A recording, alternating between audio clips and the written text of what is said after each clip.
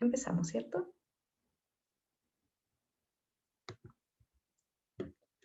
Muy buenos días a todas y a todos los presentes. Primero que todo, queremos pedirles que mantengan sus micrófonos silenciados durante la actividad y les comentamos que esta ceremonia será grabada para su posterior difusión.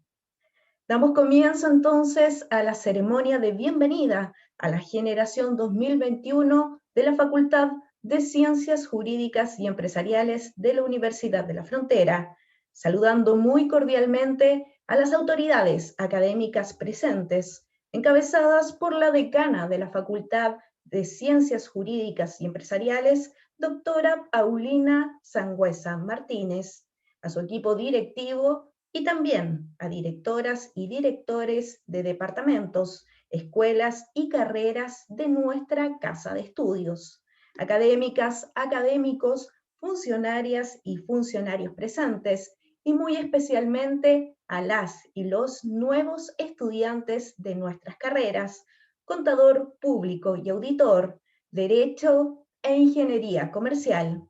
Para dar inicio a esta ceremonia, escucharemos el himno de la Universidad de la Frontera.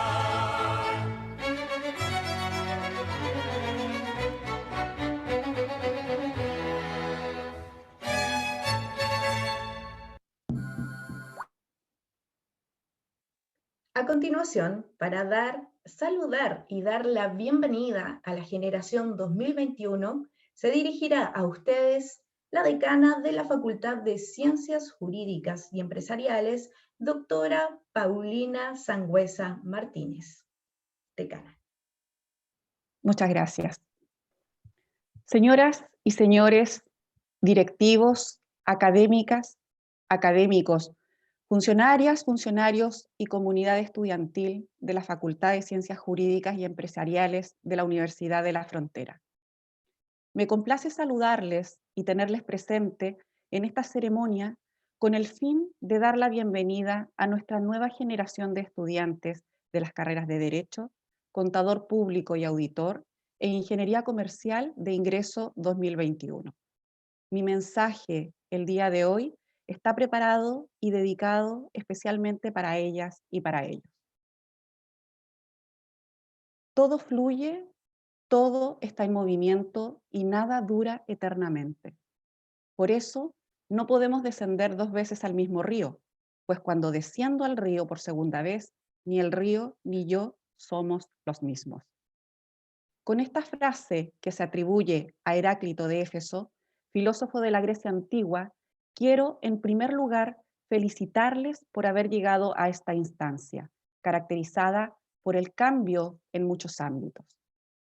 No cabe duda que detrás de este logro han existido años de trabajo, esfuerzo y dedicación por parte de ustedes, y también orientación y apoyo incondicional por parte de sus familias. Sepan que están aquí en la Facultad de Ciencias Jurídicas y Empresariales, una facultad joven creada con una visión innovadora, iniciando el camino de sus sueños, el sendero de su futuro profesional, y nosotros estamos aquí para apoyarles en este cambio, para desarrollar en ustedes las capacidades y competencias que les permitan enfrentar su futuro laboral con excelencia y profesionalismo, pero también con responsabilidad e integridad. No tengan dudas, ustedes y sus familias han escogido una institución de calidad, comprometida con la educación pública, con la región y con el desarrollo del país. Siéntanse orgullosos y orgullosas desde ya de formar parte de esta comunidad. En segundo lugar, quisiera referirme al momento particular en el que estamos. Probablemente han estado preguntándose por qué a ustedes, justo a ustedes, les ha tocado enfrentar un proceso de ingreso a la universidad en estas circunstancias. Una época pandémica, con repetidas cuarentenas, con una crisis económica, social que parece profundizarse, con educación virtual y con un escenario en el que aún prevalece la incertidumbre. ¿Qué puedo responder a ello? Efectivamente, así es. Esas son nuestras circunstancias. La pandemia nos ha pillado desprevenidos y hemos estado un año encarándola y explorando las diversas formas de afrontarla. Estas circunstancias nos han golpeado y nos han herido profundamente, pero también estas circunstancias nos han impulsado a reflexionar, a repensar y redefinir nuestro rol en la sociedad. Nos han impulsado al cambio. Hoy, a diferencia de hace un año atrás, se nos ha evidenciado con mayor claridad y hemos aprendido, me parece, al menos 3 lecciones. La primera de ellas es la importancia de la ciencia, la investigación y el desarrollo del conocimiento colaborativo para la evolución de nuestra especie. Debemos enfocarnos en la búsqueda del bien común más que en los beneficios individuales. La segunda es la fragilidad del modelo y del sistema económico-social que hemos construido y que requiere, sin lugar a dudas, de nuevas ideas, de nuevos paradigmas, sobre todo en lo referente a transformaciones medioambientales y a protección social. Y una tercera lección es el imperativo de la interacción social y nuestro rol como comunidad y no solo como individuos. Ante ello, es relevante la confianza, la cual ha de fomentarse no solo entre personas, sino entre países, entre segmentos de la sociedad y entre gobernantes y gobernados. Se debe trabajar en la cohesión social, la que no puede darse por sentado. En tal sentido, quisiera instarlas e instarlos a replantear su pregunta, no al por qué me ha tocado a mí enfrentar estas circunstancias, sino al cómo puedo enfrentar estas circunstancias. Les insto, por tanto, a indagar en los desafíos que de cara al futuro deberán abordar como profesionales en sus respectivas áreas disciplinares, jurídicas y empresariales. Les insto a bajar al río por segunda vez, y tal como propone Heráclito, no siendo los mismos ni ustedes ni el río. Les invito a ver el mundo que les rodea por segunda vez, un mundo que post pandemia ya no será el mismo y ustedes tampoco. A partir de ahora deben reflexionar en torno a 3 cuestiones claves que encauzarán su desarrollo personal y profesional. ¿Qué sociedad quiero construir? ¿Qué persona y profesional debo ser para lograr esa sociedad? Y tal vez la más trascendental, ¿estoy dispuesta y dispuesto a destinar mi tiempo, mis capacidades y mi esfuerzo para lograr esa meta? Estoy segura que la respuesta a esta última pregunta ya la han dado de forma madura y responsable, y ha sido un definitivo sí. Por ello, están aquí el día de hoy, iniciándose en esta travesía de su formación y del conocimiento. Desde ya, mi respeto por ello, porque con ello abiertamente han declarado que han elegido ser un aporte a la sociedad. Finalmente, los quiero invitar a disfrutar de esta etapa, a disfrutar de su vida universitaria, sean cuales sean las circunstancias. Si hoy ustedes me pidieran destacar en una palabra la vida y la experiencia universitaria que tendrán en nuestra facultad y en la Universidad de la Frontera, diría que es la diversidad. Diversidad de conocimientos. La universidad es un mundo de disciplinas, de áreas y de materias diversas a las que tendrán acceso si ustedes así lo quieren. Diversidad de personas. En la universidad conocerán y compartirán con personas de distintas edades, procedencias, intereses, ideales y metas. Diversidad de experiencias y emociones, tal como la vida. En la universidad deberán enfrentar momentos alegres, excitantes, pero también momentos complejos y desafiantes. Toda esa diversidad los enriquecerá, los hará personas y profesionales integrales y resilientes. Solo en la diversidad aprenderán que el peso del argumento prevalece por sobre la imitación o sobre la imposición de las ideas. Estimadas y estimados estudiantes, futuros profesionales, gestores de cambio de las carreras de Derecho, Contador Público y Auditor e Ingeniería Comercial, generación 2021. Bienvenidos a esta nueva etapa de sus vidas, al lugar de tradición, de cambio e innovación. Muchas gracias. Agradecemos las palabras de la decana de la Facultad de Ciencias Jurídicas y Empresariales, doctora Paulina Sangüesa Martínez. La Facultad de Ciencias Jurídicas y Empresariales de la Universidad de la Frontera, institución pública, estatal y autónoma, tiene como misión formar profesionales y posgraduados de excelencia que contribuyan a la investigación y el desarrollo de las ciencias jurídicas y empresariales, con calidad académica, visión global, emprendimiento y responsabilidad social, además de su compromiso real con la formación integral de sus estudiantes. Haciendo realidad el lema "Los mejores están aquí", queremos reconocer el esfuerzo que las y los estudiantes han tenido para llegar a nuestra facultad y comenzar este viaje con nosotros. Por ello, queremos reconocer al primer puntaje obtenido en la prueba de transición universitaria, PTU, de cada una de las carreras que integran nuestra facultad. Comenzamos con la carrera de Contador Público y Auditor, la cual reconoce el esfuerzo del estudiante Matías Gutiérrez Zamorano, quien ingresó a la carrera con un puntaje de 695,3 puntos.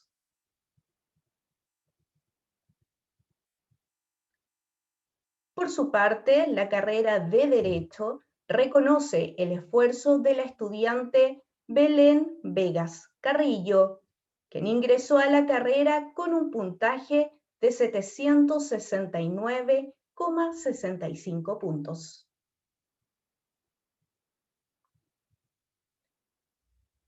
Y la carrera de Ingeniería Comercial también quiere reconocer el esfuerzo del estudiante Nicolás Canales Gutiérrez, quien ingresó a la carrera con un puntaje de 728,80 puntos. .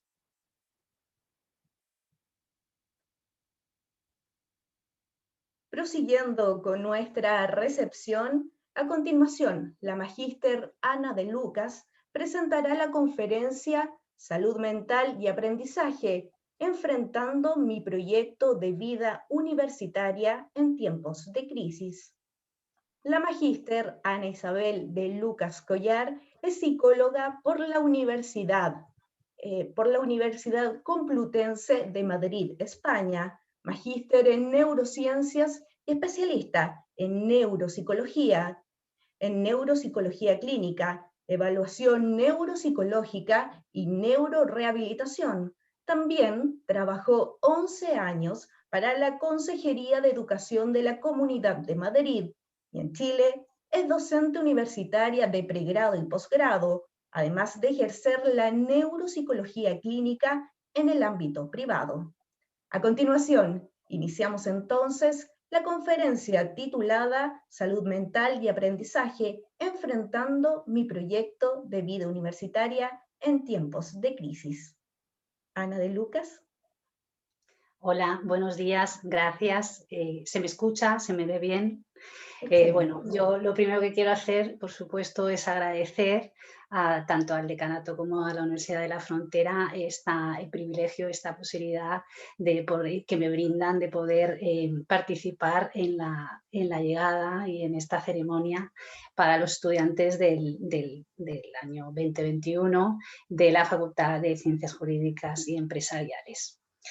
Para presentarme ya la periodista me ha presentado, lo único que seguramente ya cuando todos me han escuchado el acento me delata, sí, soy española, soy madrileña y como decía también la periodista, bueno, ya llevo unos años aquí en Temuco, lo que me hizo venir de tan lejos al final son pues uno de los motores humanos más importantes de la conducta, que es el amor. Yo me casé con un temuquense y me vine de España con mi marido y aquí llevo 7 años trabajando como docente universitario y también en el ámbito de la neuropsicología clínica. Y quiero explicar un poquito qué es la neuropsicología clínica, también para que tanto estudiantes como académicos conozcan un poco a lo que me dedico. Lo que hago es analizar la conducta y el comportamiento de las personas después de una lesión o una disfunción cerebral.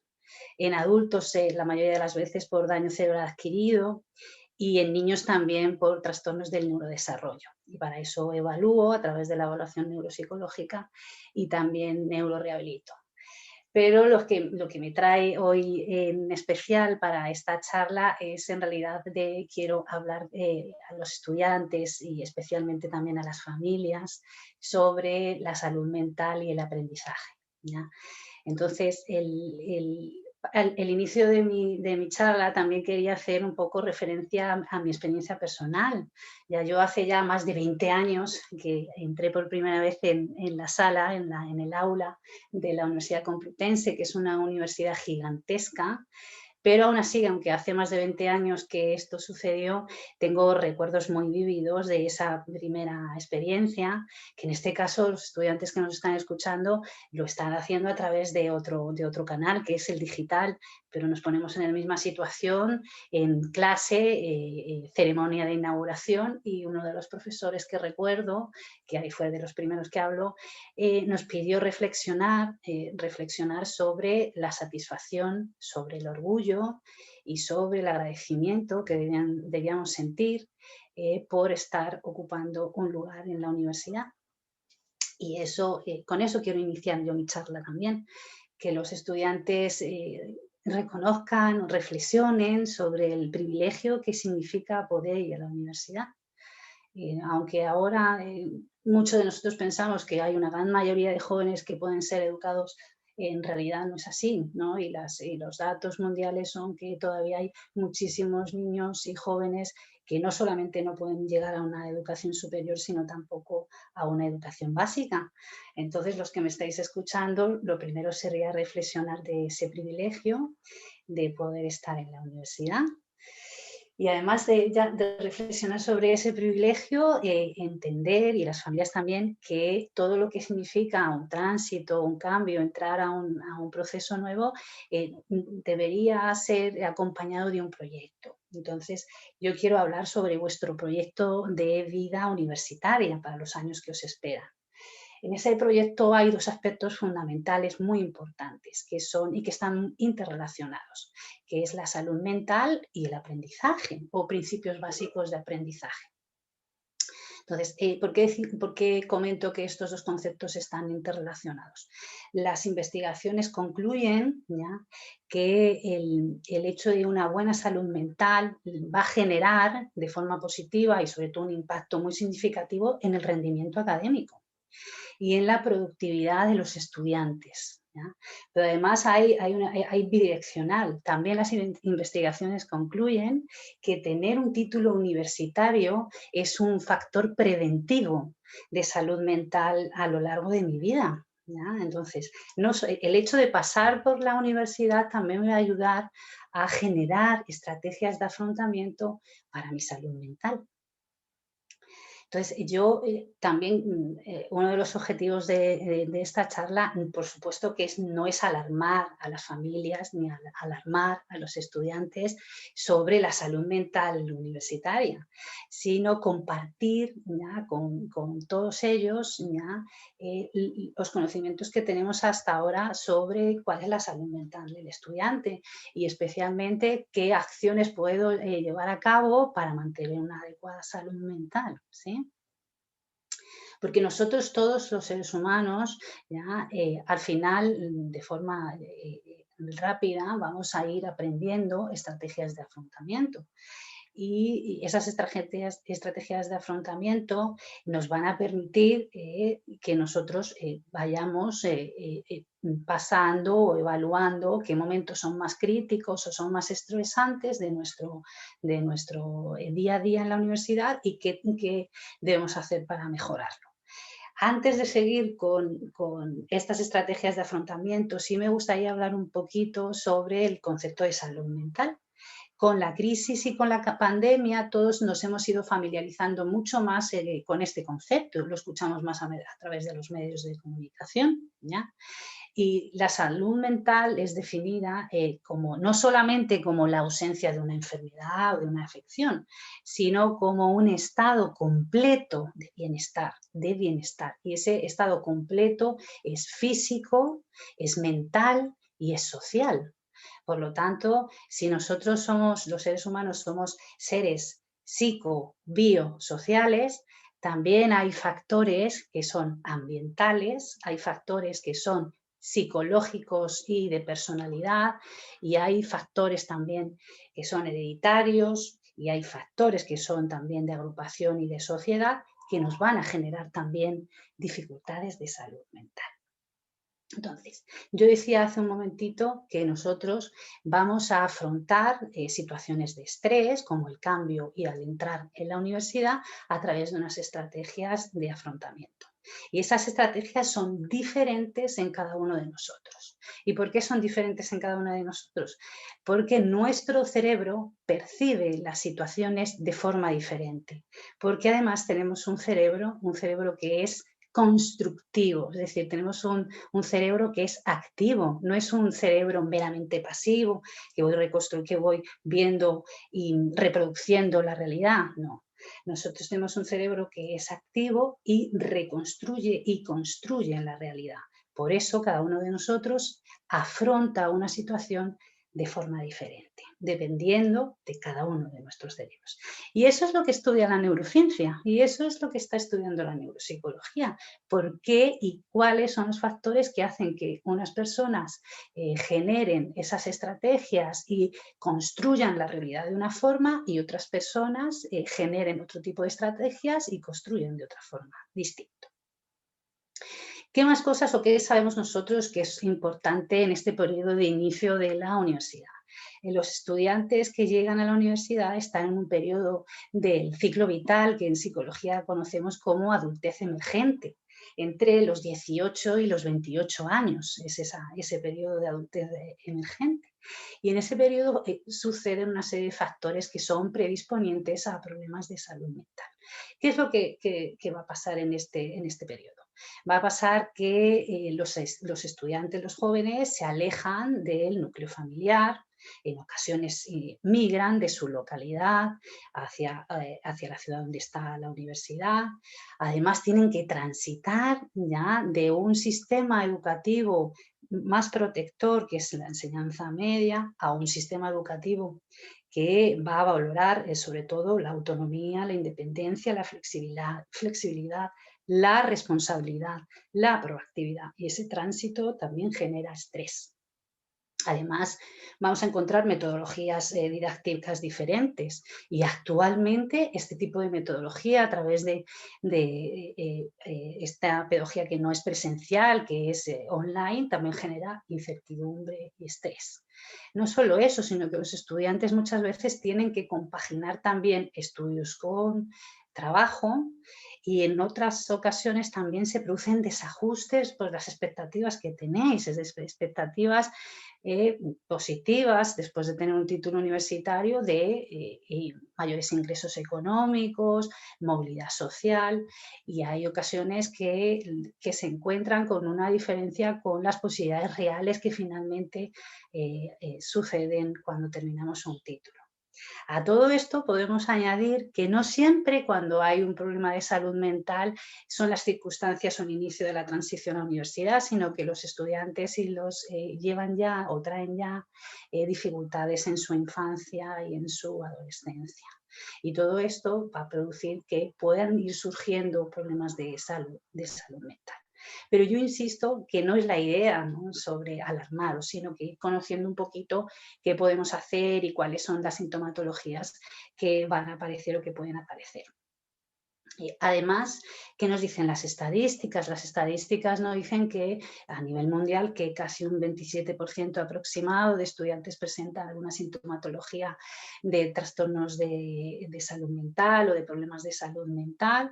De esas 27% hay casi un 25% que también tienen problemas con el abuso de sustancias y de drogas, drogas y alcohol, y también un 15% de estudiantes presentan conductas de trastornos de conducta alimenticia, ¿ya? Bueno, eso es a nivel mundial, pero sí sabemos, por ejemplo, que a nivel de Chile, a nivel nacional, hay una académica y psicóloga también de la Universidad Católica de aquí de Temuco, Ana Barrera, ya que ella hizo un estudio ya en el que aparece una de las primeras encuestas nacionales de salud mental en universitarios. Esto fue en el año 2019, ¿ya?, con un estudio que se aplicó tanto aquí en la Universidad Católica de Temuco como también en la Universidad de Concepción y en la Universidad de Tarapacá, ¿ya? Y las conclusiones son que más de un 46% de los estudiantes habían tenido alguna vez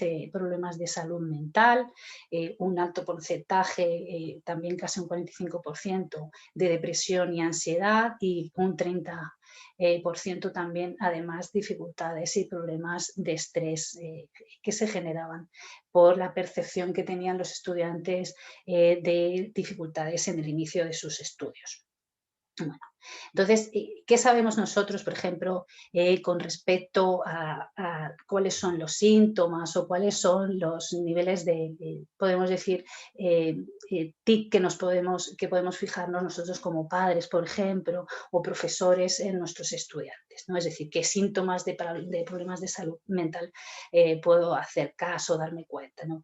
Pues los síntomas pueden ser físicos, pueden ser afectivos, pueden ser cognitivos, pueden ser comportamentales y también alteraciones perceptivas. Con respecto a los signos físicos, ya dolores, somatizaciones, insomnio.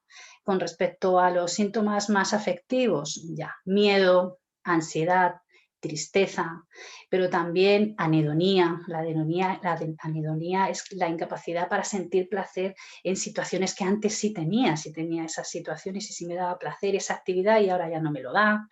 Apatía, que es dificultad de falta de motivación, falta de energía, esos son síntomas más afectivos, pero también irritabilidad o labilidad emocional, en la que el joven pasa de un momento muy eufórico de alegría a momentos más tristes, ese tipo de síntomas más afectivos. Y a nivel cognitivo, estudiantes que presentan a tener dificultades para un pensamiento claro, ¿ya?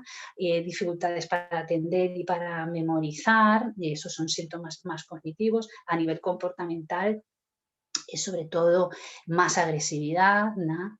Y también problemas de consumo de algunas sustancias. Y a nivel de alteraciones perceptivas pueden empezar a aparecer alucinaciones tanto auditivas como visuales, pero esto ya son síntomas mucho más alarmantes. Nosotros queremos hablar solamente como el principio de qué podemos o en qué deberíamos fijarnos en nuestros estudiantes, en nuestros hijos o nosotros mismos cuando aparecen síntomas de este tipo. Pero después de todo lo que he dicho, sigo intentando reiterar y que me entendáis de que la universidad no enferma a los estudiantes, porque como ya os he comentado, nosotros todos los seres humanos enfrentamos y tenemos estrategias de afrontamiento que son y se han ido generando a lo largo de nuestra vida. Estos conceptos en otras ciencias que no son psicología también hacen referencia a lo que llaman las capacidades blandas, ¿no? Es decir, la resiliencia y especialmente el control emocional, que actualmente en la neurociencia y en la neuropsicología se denominan o se trabajan con el nombre de las funciones ejecutivas. A mí me gustaría mucho poder hablaros brevemente de qué son las funciones ejecutivas para que podáis leer, sobre todo vosotros estudiantes y también padres, conozcáis un poco a qué me refiero con las funciones ejecutivas. Las funciones ejecutivas tienen una localización anatómica funcional en nuestro cerebro, en el lóbulo frontal, específicamente en la corteza prefrontal, y estas son capacidades que nos van a permitir programar nuestra conducta, es decir, regulan nuestra conducta. ¿Por qué? Porque son la capacidad de planificar, ¿ya? De flexibilizar cognitivamente, de poder tomar una decisión, de evaluar y reevaluar mi comportamiento, de controlar inhibitoriamente procesos y procesos automatizados y, en definitiva, el autocontrol. Muy necesario para todos los actos que llevamos a cabo para nuestra salud mental.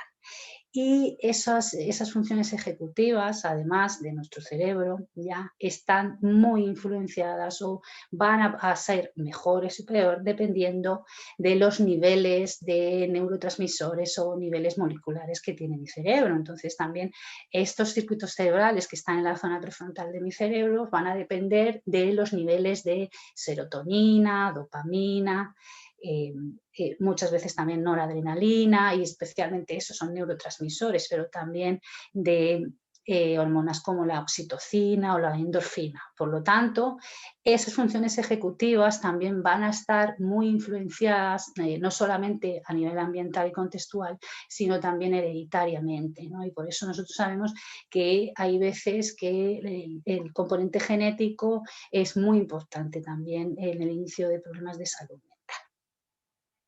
¿Y qué cosas qué cosas se pueden hacer para prevenir los problemas de salud mental? ¿Ya? Después de decir cuáles pueden aparecer, etcétera. Sino, por ejemplo, muy habitualmente la necesidad de una vida saludable y un estilo de vida saludable, ¿no? No automedicarse, por ejemplo, es decir, últimamente ha aumentado mucho la medicación la automedicación con el metilfenidato. El metilfenidato es un compuesto que se utiliza para el trastorno de déficit atencional con hiperactividad en niños, ¿ya? Y aparece, lo tenemos en el Aradis, en el Ritalin o en el Concerta, y los estudiantes se automedican para concentrarse más o toman también antidepresivos, y eso también lo tenemos que evitar. ¿Cómo podemos, además de tener una vida saludable, no tomar drogas, alcohol, no automedicarse, también podemos estimular las funciones ejecutivas? ¿Y cómo las vamos a estimular? Las vamos a estimular con cosas tan sencillas como una vida cultural, recreativa, deportiva, adecuada, es decir, talleres, juegos, todo lo que sea aprendizajes nuevos, idiomas, jugar al ajedrez, hacer todo tipo de pasatiempos cognitivos. Todo lo que implique esa estimulación cognitiva implica función ejecutiva, lóbulo frontal, e implica toma de decisiones. Todo eso lo podemos hacer también para prevenir esas dificultades de salud mental.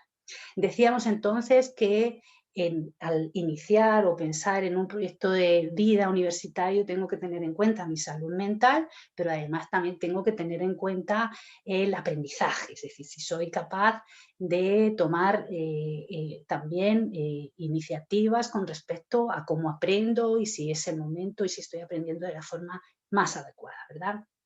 Entonces el aprendizaje es, perdón, voy a poner que me quedo sin batería. El aprendizaje también está basado en un proceso cognitivo. ¿Eso quiere decir? Que yo para aprender, cuáles son las etapas que que van a ir surgiendo. Es decir, yo voy a recoger la información estimular de mi medio ambiente a través de mis sentidos, es decir, a través de mi vista, si estoy leyendo un texto, o a través de mi oído, si estoy escuchando a un profesor. Entonces, esa información llega a mi cerebro y yo esa información, de nuevo, y ya lo he dicho antes, la voy a codificar. Y la voy a codificar modificándola, reorganizándola y reconstruyéndola dependiendo de mis experiencias anteriores con esos conceptos, con ese estímulo, ¿ya? Una vez que yo la he codificado, la voy a almacenar y más adelante, cuando me lo requieran, la tengo que evocar para poder recordarla. Todo eso es la cognición y todo eso es la base del aprendizaje. Entonces, para que eso sea más efectivo, actualmente tenemos y conocemos también una serie de estrategias y de higiene ambientales, psicobiológicas, hereditarias y sociales y personales que nos pueden ayudar a que eso sea de una forma más efectiva. Entonces, lo primero que sí me gustaría recordar un poquito a estudiantes y recordar un poco a papás es sobre la higiene del estudio y la higiene del sueño. Cuando hablamos de higiene del estudio, hacemos referencia a que ese proceso cognitivo, esas etapas, pueden estar en un contexto mucho más adecuado para que sean mucho más efectivas. Y ese contexto quiere decir que haya una serie de componentes como la temperatura, la luminosidad, el nivel de ruido, que sean los adecuados para estudiar. Entonces, ya hemos escuchado muchas veces, por ejemplo, con respecto a la luz o la luminosidad que debe haber cuando estudio, ¿ya? Es siempre también de un ambiente equilibrado, es decir, ni mucha luz, que haya una luz muy importante, ni tampoco penumbra, ¿sí? Y también sabemos que es más efectiva la luz natural que la luz artificial. Entonces, si puedo estar estudiando en un lugar donde estoy cerca de una ventana y la luz que tengo para estudiar es a través de la ventana, es mucho mejor que si es artificial. Y con respecto a la temperatura para estudiar, también es importante que no haya, que el estudiante no pase frío, por supuesto, pero tampoco que la temperatura sea muy alta. Es decir, mucho cuidado con las estufas, con esas estufas de leña que de repente hacen mucho calor en el lugar donde estoy estudiando. Como dicen aquí los chilenos, cuidado de abrigarse como hijo único, es decir, porque la temperatura nos va a producir, esa alta temperatura nos produce somnolencia y tampoco le estoy ayudando a mi cerebro para estudiar, ¿sí? ¿Y qué más? También con respecto al ruido. Con respecto al ruido es de sentido común entender que yo para estudiar mejor necesito un lugar con bajo ruido. Entonces aquí viene la controversia de muchos estudiantes que me preguntan sobre el ruido y sobre la música en especial. Si es mejor o no es mejor estudiar con música. En teoría, la música es un factor que lo que va a hacer es disminuir mi capacidad atencional, porque tengo que poner atención ya también a nivel auditivo a ese estímulo, ¿ya? Pero ¿qué sucede? Que hay estudiantes que se han condicionado a la música en sus primeras experiencias de aprendizaje, ¿no? En sus primeras experiencias de estudio y por lo tanto necesitan de la música para bajar los niveles de ansiedad. Entonces, cuando no hay música, se sienten mucho más estresados y piensan que no van a poder estudiar igual, que no van a poder concentrarse y por lo tanto la necesitan, ¿sí? Además de la higiene del estudio, yo quería también hacer un poco hincapié sobre la higiene del sueño. El sueño es un comportamiento humano fundamental y es fundamental para el aprendizaje. Cada vez conocemos más del sueño, poco a poco vamos conociendo más cuáles son los efectos de la privación de sueño y en psicología también es un tema que se estudia y las neurociencias se estudia bastante. Entonces, ¿qué sabemos? Que cuando dormimos pasamos por distintas fases, que van a depender, cada fase tiene unas distintas ondas cerebrales. Sabemos que hay una fase mucho más ligera, que es la fase 1, ¿ya? Y luego y hay hasta 4 fases, ¿no? de sueño. Entonces, en la tercera y cuarta fase hablamos de un sueño profundo, que es ese sueño más reparador, que nos permite estar más descansados. Y después de la fase 4 aparece la fase REM, que es una fase muy importante. Y es muy importante porque las investigaciones también concluyen que gracias a la fase REM, esta última fase, que es bien diferente a las otras fases, porque hay una parte también activa de vigilia en mi cerebro en la fase REM, esta fase es necesaria para el aprendizaje, ¿ya? Es decir, el aprendizaje, si pasamos por esta fase, se consolida de una forma más eficiente que si no pasamos por la fase REM del sueño, ¿ya? Entonces, por lo tanto, yo mantendría y tendría mucho cuidado con las horas de sueño, y no solamente con las horas, sino cómo es mi sueño. Por eso también me gustaría hablar brevemente sobre la higiene del sueño. La higiene del sueño, igual que la higiene del estudio, lo que nos presenta es una serie de factores ambientales, ya que nos pueden permitir un sueño más reparador y llegar a la fase REM y pasar por las 4 fases del sueño. Y para ello, también de sentido común, es tener un lugar donde yo duermo que sea tranquilo, que no tenga mucha sobreestimulación, es decir, no haya colores estridentes, que no esté desordenado, que no haya un gran número de decoración. Y también, por supuesto, intentar evitar el televisor en la sala donde voy a dormir, porque va a activar constantemente mi cerebro y entonces me va a permitir entrar de mayor dificultad en el sueño. Y otra cosa muy importante que yo también comento mucho es intentar utilizar la cama para dormir. Es decir, ¿qué quiere decir eso? Que intentar no comer, desayunar, estudiar, hablar, ver la televisión en la cama, sino intentar que la cama tenga la función que tiene, y una de ellas es el sueño específico, ¿no? Eso, por ejemplo, también es higiene del sueño, que es importante. ¿Qué más cosas son importantes? Pues el famosísimo hábito de estudio, ¿ya? Entonces, el hábito de estudio, ¿qué es un hábito? Un hábito finalmente es una acción o una destreza que se va a generar a través de una frecuente repetición de un acto, ¿ya? Entonces, si yo permito que mi cerebro se habitúe al estudio, lo que voy a permitir es que ahorre energía y se fatigue mucho más. Es decir, finalmente, ¿qué hacemos con los hábitos? Voy a poner un ejemplo, un hábito como, gracias o felizmente, uno de los hábitos que tengo y que muchos de los adultos y jóvenes tienen, que es cada vez que me voy a montar en el auto, en el coche, decimos en mi país, es ponerme el cinturón. Y ese hábito ya se ha automatizado de forma tan importante que muchas veces ese movimiento lo hago de forma involuntaria, en realidad es inconsciente, ¿verdad?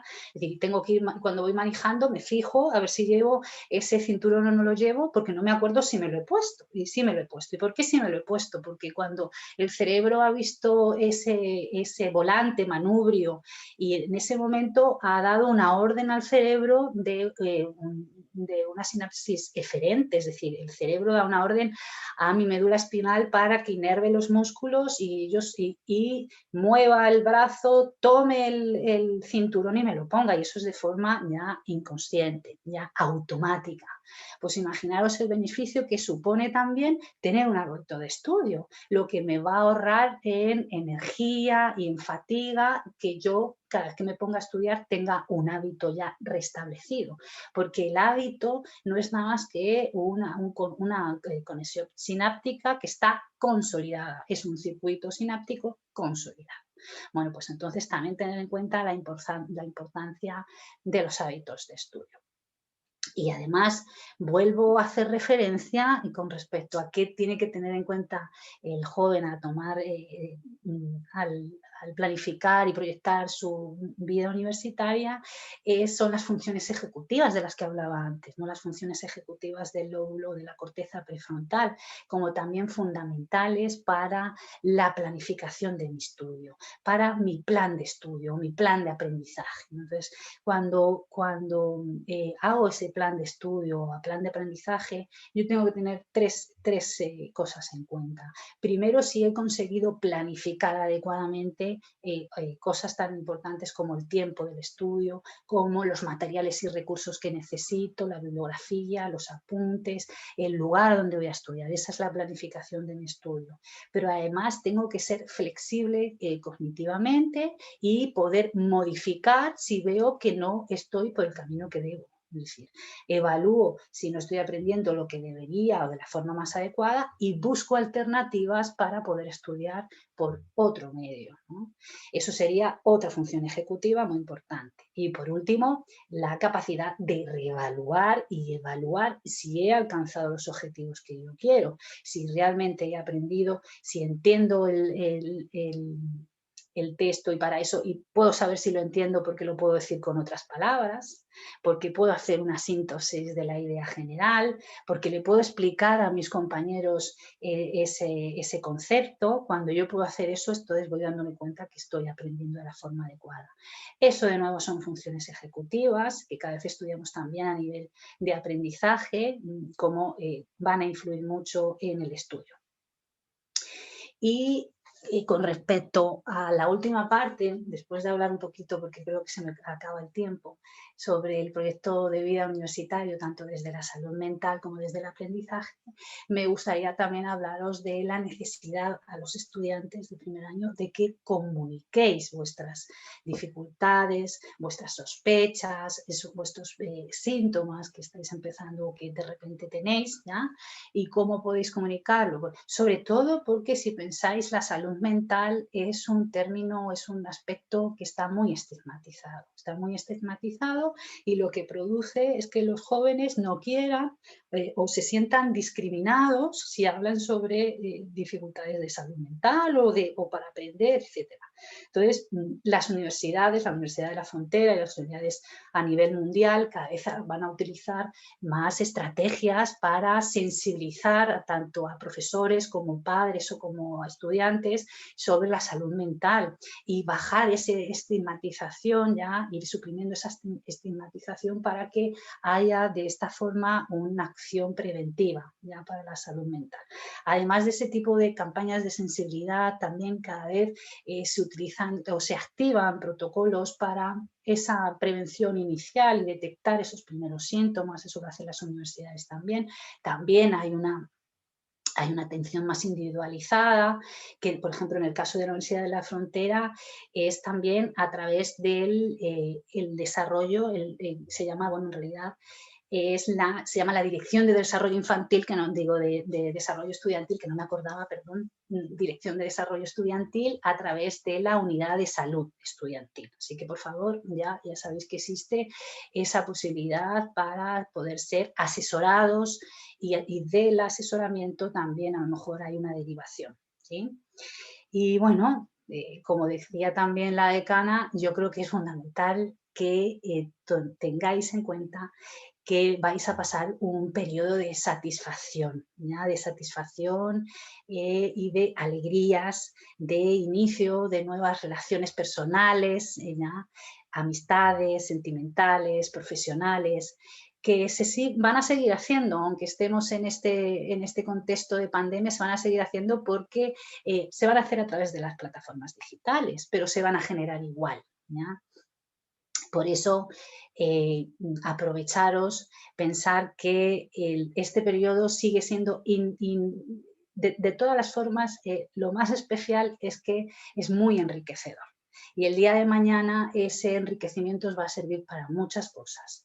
Así que, bueno, quería agradeceros por haberme escuchado, tanto a académicos, funcionarios y sobre todo a los estudiantes y a sus familias, y agradecer de nuevo a la universidad por darme la oportunidad de hablar sobre un tema tan importante que es la salud mental y también el aprendizaje de los estudiantes universitarios.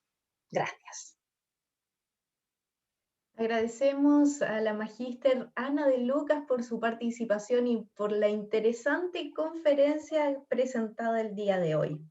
Con esta actividad queremos dar término a la ceremonia de bienvenida a la generación 2021 a la Facultad de Ciencias Jurídicas y Empresariales de la Universidad de la Frontera.